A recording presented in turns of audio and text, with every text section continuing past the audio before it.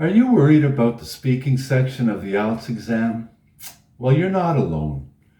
I've worked with hundreds of IELTS candidates, and when I ask about their greatest concern when it comes to the IELTS exam, more often than not, it's the speaking section.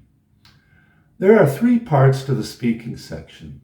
The first is basically small talk. This is where you simply answer questions about you. Personal questions, your work, your family, your school, and your day-to-day life or routine. And the good news is that you're an expert on the topic. It's all about you. And the same is true in the second section, where you'll be asked to give a 1 to 2 minute talk.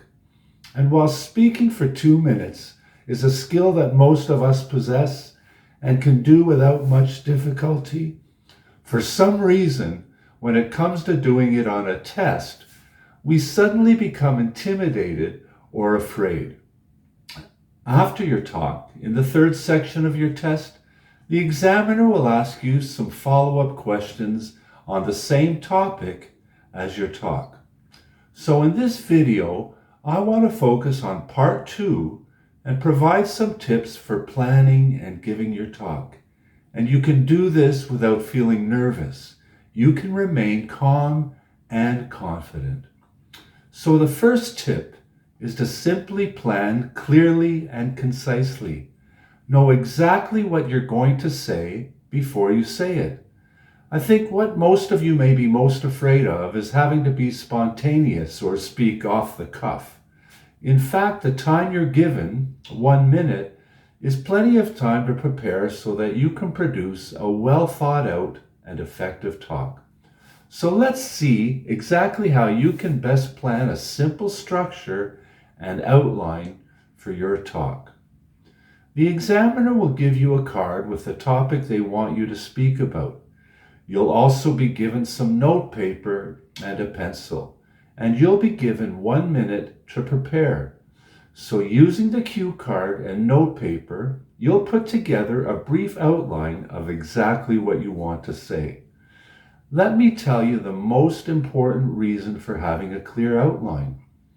It's more likely that you will give too much information, say too much, and speak too long if you don't have a good outline.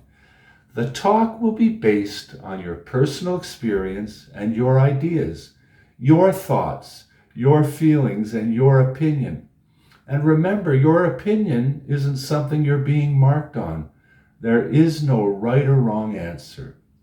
You'll only be assessed on how well you express your thoughts and your feelings and your opinion. And the good news is that the cue card provides the outline for you, and all you'll have to do is fill in the details.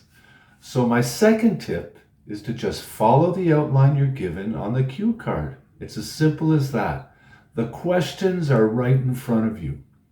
For example, let's say you're asked to describe something that is very important to you. Well, do it using the questions you're given. Then to fill in some extra details, the best way to include everything you need is to answer the 5 W's and H questions. Who, what, where, when, why, and how. You might use a simple outline saying what the item is, who gave it to you, when you received it, why you received it, and how it became important to you. And as you fill in the details, you will find yourself speaking quite confidently and naturally about the topic. So there it is. It's simple, clear, and will provide everything you need to give a well-developed talk. There's one other important tip that I want to finish with, and it's this. Practice makes perfect. And the best way to practice is with a partner. And it could be someone else who is preparing for the IELTS exam, or it could be a friend or a family member. Just find someone who's willing to spend a few minutes with you to listen and give you feedback. And if you really can't find someone or need to practice on your own, there's always the mirror.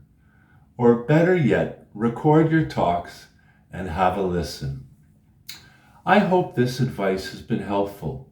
You really can speak with calmness and confidence by following these tips. If you have any questions or want any more information about the IELTS exam, don't hesitate to reach out, and you can contact me by email or follow me on Facebook. You can also subscribe to this channel and have even more IELTS insights. And don't forget to share it with a friend who might like this advice too. So all the best to you on your journey as you prepare for the IELTS exam.